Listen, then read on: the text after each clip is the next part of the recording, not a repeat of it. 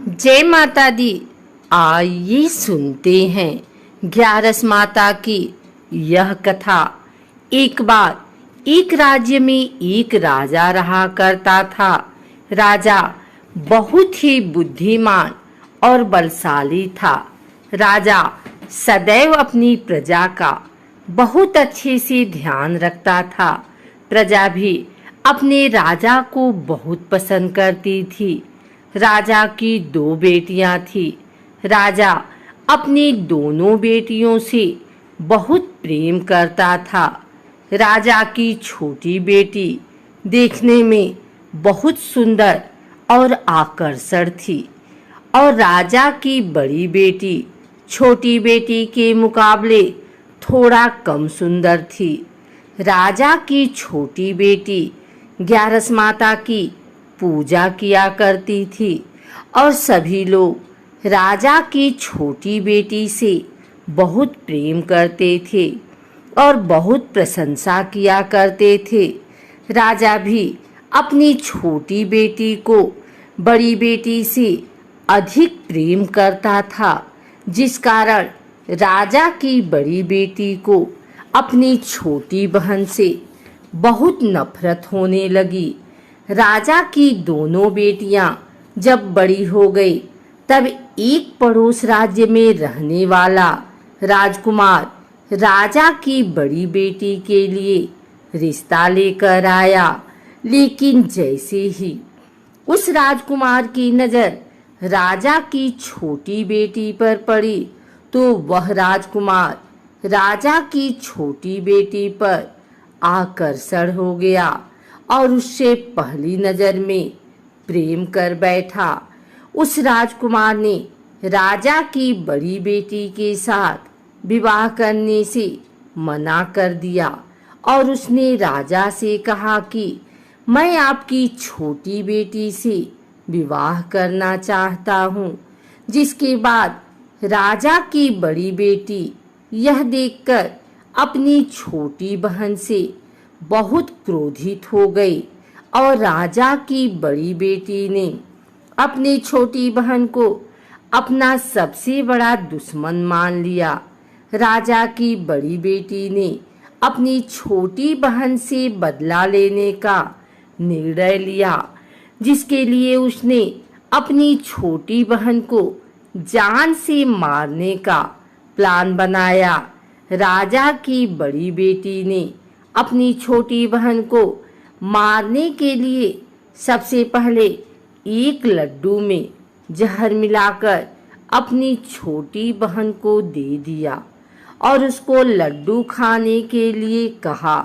लेकिन लड्डू खाने के बाद भी छोटी बहन को कुछ नहीं हुआ। बड़ी बहन यह देखकर बहुत आश्चर्यचकित हो गई, लेकिन बड़ी बहन ने हार नहीं मानी और उसने जब रात में छोटी बहन अपने कमरे में सो रही थी तब एक मटके में सांप रखकर उसे कमरे में छोड़ दिया। लेकिन सांप भी छोटी बहन का कुछ नहीं कर पाया। जिसके बाद बड़ी बहन ने अपनी छोटी बहन से कहा कि चलो हम लोग कुएं में से पानी भर कर लाते हैं। जिसके लिए वह अपनी छोटी बहन को पानी भरने के बहाने कुएं के पास ले गई और उसने अपनी छोटी बहन को कुएं में धक्का दे दिया।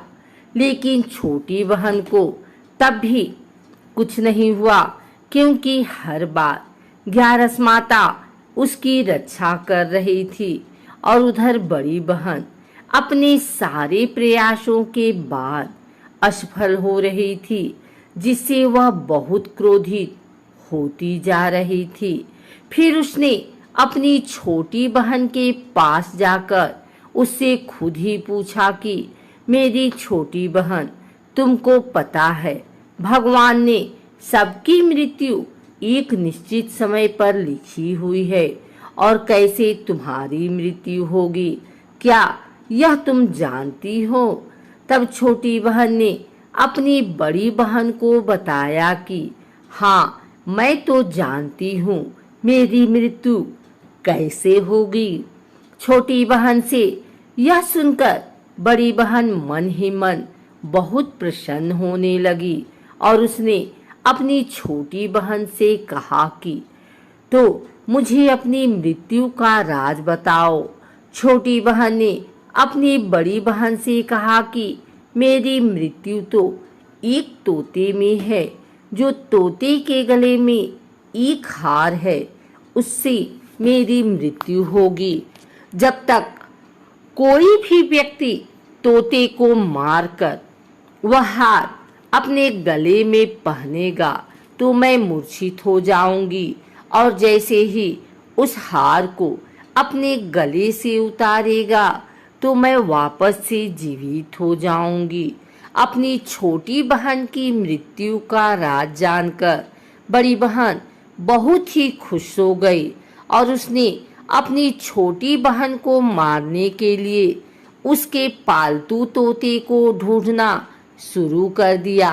और छोटी बहन को इस बात का आभास हो गया था कि कोई उसकी जान लेना चाहता है, जिसके लिए वह अपने पिताजी के पास गई और उसने अपने पिताजी से कहा कि पिताजी, मेरी मृत्यु के बाद आप मुझे जलाइएगा मत, बल्कि आप मुझे अपनी पुरानी वाली हवेली में एक पलंग में लिटाकर छोड़ दीजिएगा।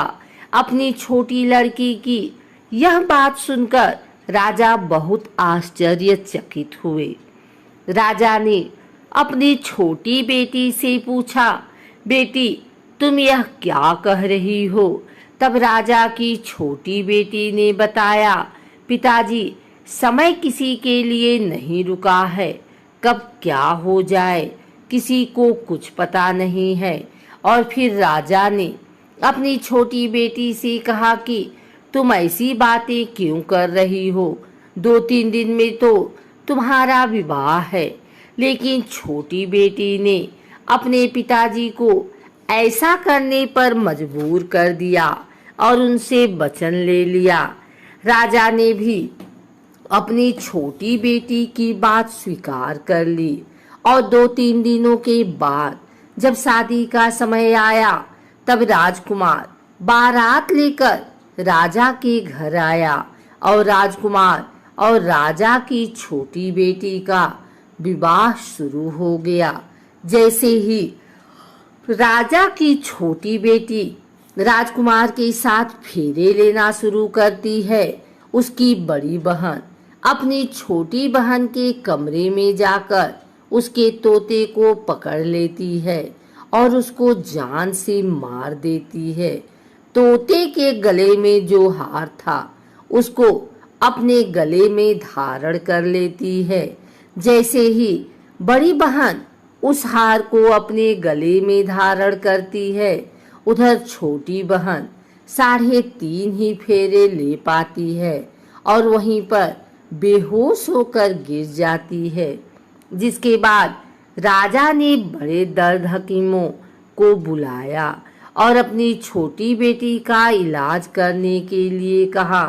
राजा की बात सुनकर वैद्य ने छोटी बेटी को जब चेक किया तो राजा को बताया कि आपकी छोटी बेटी ना तो जीवित है और ना ही मरी हुई है।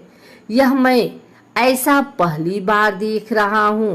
राजा ने वैद्य और हकीम को यह बात बाहर बताने से मना कर दिया और उनको कहा कि अगर तुमने यह बात किसी को बाहर बताई तो हम तुम्हें फांसी दे देंगे। राजा ने अपनी छोटी बेटी को पुराने महल में ले जाकर एक पलंग पर लिटा दिया और वहां पर कुछ सैनिकों को तैनात कर दिया। वापस अपने महल पर आ गया। राजा की बड़ी बेटी अपने पिताजी के पास आई और कहने लगी कि पिताजी, अगर यह शादी संपन्न नहीं हुई तो आपकी इज्जत का क्या होगा? आप कहें तो मैं आपकी इज्जत बचाने के लिए राजकुमार से शादी करने के लिए तैयार हूँ। जिसके बाद राजा ने अपनी बड़ी बेटी की बात मान ली और राजा ने बड़ी बेटी को छोटी बेटी के कपड़े पहनाकर मंडप पर भेज दिया। लेकिन राजकुमार यह जान गया कि राजा की छोटी बेटी नहीं है, बल्कि यह राजा की बड़ी बेटी है।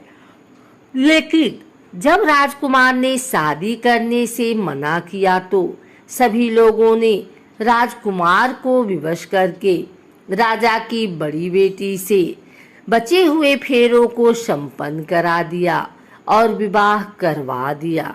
जिसके बाद राजकुमार राजा की बड़ी बेटी को अपने महल ले गया। राजकुमार राजा की बड़ी बेटी से ना तो बात करता था, न ही उसको पसंद करता था और ना ही उसके आसपास भटकता था। और राजकुमार ने यह फैसला लिया कि वह अपनी प्रेमिका को ढूंढ कर रहेगा और यह जानकर रहेगा कि उसके साथ हुआ क्या है। एक दिन राजकुमार अपने घोड़े पर सवार होकर राजा के पुराने महल के पास पहुंच गया, जहां पर उसने कुछ सैनिकों को देखा। महल के पास पहुंचकर राजकुमार ने जब महल को ध्यान से देखा तो वह समझ गया कि यह तो हमारे ससुर जी का महल है। तब राजकुमार ने सैनिकों से पूछा, तुम लोग यहाँ क्या कर रहे हो और इस महल के अंदर उस पलंग में कौन लेटा है? जिसके बाद सैनिकों ने बताया कि यहाँ पर राजा की छोटी बेटी लेटी है। यह सुनकर राजकुमार बहुत प्रसन्न हो गया और वह तुरंत अपनी प्रेमिका के पास पहुंच गया और उसकी सेवा करने लगा। जैसे ही रात हुई तो राजा की छोटी बेटी उठकर खड़ी हो गई। राजकुमार यह देखकर बहुत खुश हो गया और उसने अपनी प्रेमिका से पूछा कि तुम यहाँ क्या कर रही हो? तुम मेरे साथ मेरे घर चलो।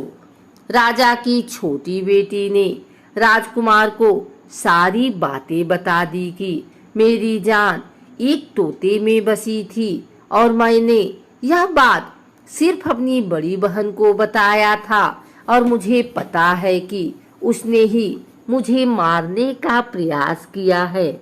उसके पास एक हार है जिसको वह सुबह पहन लेती है और रात को उतार देती है। जब तक वह हार को पहन ले रहती है तब तक मैं मूर्छित रहती हूँ और जैसे ही वह हार को उतार देती है तो मैं जीवित हो जाती हूँ। और जब तक मेरी बड़ी बहन के पास वह हार है तब तक मैं ऐसे ही जीवित और मूर्छित होती रहूंगी। अगर मेरी बड़ी बहन के पास जो हार वह मेरे हाथ लग जाए तो मैं हमेशा के लिए जीवित हो जाऊंगी। राजकुमार यह बात सुनकर राजा की छोटी बेटी के पास रहने का निर्णय ले लिया और उसने अपने बचे हुए सारे फेरे उस पलंग में लेटी राजकुमारी की छोटी बेटी के साथ ले लिए और अपना विवाह पूर्ण किया। वहीं पर रहने भी लगा। देखते ही देखते कुछ समय में राजा की छोटी बेटी और राजकुमार की पत्नी पेट से हो गई। एक दिन राजकुमार को किसी काम से बाहर जाना पड़ा। तब छोटी बहन के पेट में बहुत तेज से दर्द होने लगा, जिसके बाद उसने ग्यारस माता का आवाहन किया। जिसके बाद वहां पर ग्यारस माता प्रकट हुई और उन्होंने अपने भक्त के दर्द को दूर किया और एक पुत्र की प्राप्त करवाई। और वहीं पर अचानक से राजकुमार भी आ गया। राजकुमार ने ग्यारस माता को देखा तो वह आश्चर्यचकित हो गया और उसने तुरंत माता को प्रणाम किया और ग्यारस माता ने राजकुमार से कहा कि जब तुम्हारा 5 वर्ष का बेटा हो जाए तो तुम अपनी पत्नी का हार लाकर इसके गले में डाल देना। और देखते ही देखते राजकुमार और राजा की छोटी बेटी का पुत्र 5 वर्ष का हो गया। राजकुमार अपने बेटे से कहता है कि बेटा, मैं कुछ काम से बाहर जा रहा हूँ, तुम अपनी माता का ध्यान रखना। और वहां से चला जाता है। राजा को बाहर निकलता देख बड़ी बहन के सैनिक देख लेते हैं और बड़ी बहन को जाकर सारी बातें बता देते हैं। जिसके बाद बड़ी बहन अपनी छोटी बहन के पुत्र को वहां से उठवा लेती है और उसको मरवा देती है। छोटी बेटी के पुत्र के 2 टुकड़े करवा देती है। पहला टुकड़ा चक्की के पास छुपा देती है और दूसरा टुकड़ा अपनी पलंग के नीचे रख लेती है। अब 11 माता भिखारी का रूप लेकर आती हैं। एक भिखारी का रूप रखकर बड़ी बहन के पास चली जाती हैं। जिसके बाद वहां पर भिक्षा मांगने लगती हैं। बड़ी बहन अपने नौकरों से कहती है कि जाकर भिक्षा दे दो। लेकिन जैसे ही नौकर 11 माता को भिक्षा देने के लिए आते हैं तो माता उन्हें मना कर देती हैं और कहती हैं कि मैं तुम्हारी महारानी से ही भिक्षा लूंगी। जिसके बाद बड़ी बहन स्वयं ही भिक्षा देने के लिए माता के पास आती है। तब माता एक बिल्ली का रूप लेकर उसके कमरे में चली जाती हैं और वहां पर छोटी बेटी के पुत्र को कोई 2 टुकड़े को आपस में जोड़ देती हैं और उसे जीवित कर देती हैं। उसे वहां से ले जाती हैं। राजकुमार अपने बेटे को लेकर अपनी पत्नी के पास जाता है और उसे कहता है कि तुम इसका ध्यान रखना। अगर तुम इस बच्चे का अच्छे से ध्यान रखोगी तो मैं तुमसे बात करूंगा। एक दिन राजकुमार अपने बच्चे से कहता है कि तुम मम्मी से उनके गले का हार मांग लो। जिसके बाद राजकुमार का लड़का अपनी माँ के पास जाता है और कहता है कि माँ, मुझे तुम्हारा हार चाहिए जो तुमने गले में पहन रखा है। यह सुनकर पहले तो बड़ी बहन बहुत क्रोधित होती है, पर उसको यह याद आता है कि राजकुमार ने कहा था कि अगर मैं इस बच्चे का ध्यान अच्छे से रखूंगी तो वह मुझसे बात करेंगे। जिसके कारण वह हर बच्चे को देखती है और उसे संभालती है। वह तुरंत हार को ले जाकर अपने पिताजी को दे देता है और तभी राजकुमार अपने बेटे को लेकर वहां से जाने लगता है और अपनी पत्नी से कहता है कि तुम हमारे लिए खाना बनाकर रखना, मैं शाम को आकर तुम्हारे साथ खाना खाऊंगा।